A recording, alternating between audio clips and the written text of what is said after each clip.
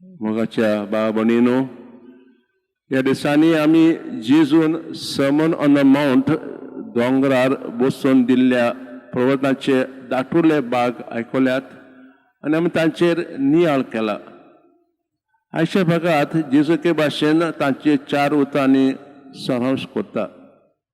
जेजू म्हणटा, जशी मुळां तशी फळां. जर एका झाडाक बरी मुळां आसल्यार ताका बरी फळां आसतली. तशेंच एका झाडाच्या मुळांक किडे आसल्यार ती वायट फळां दितली. तशेंच एक बरो प्रवादी बऱ्यो कोडण्यो करतलो, कित्याक तांची मुळां देवाचेर रिगलोली आसात.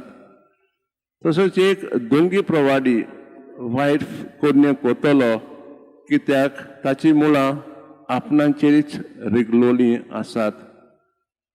तर मनशाचे कोडण्यो व कर्तुबां एके भाशेन मनशाचें रूप चित्रायता.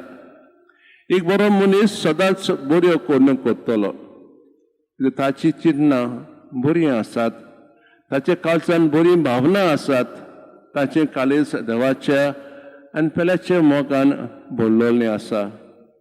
तशेंच वायट मनीस वायट कोडण्यो करतलो, कित्याक तो आपणाचेंच चिंता.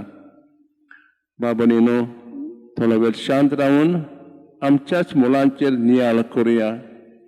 आमची मुलां कोणाची आसात? देवाचेर व आमच्या आपलेपणाचेर?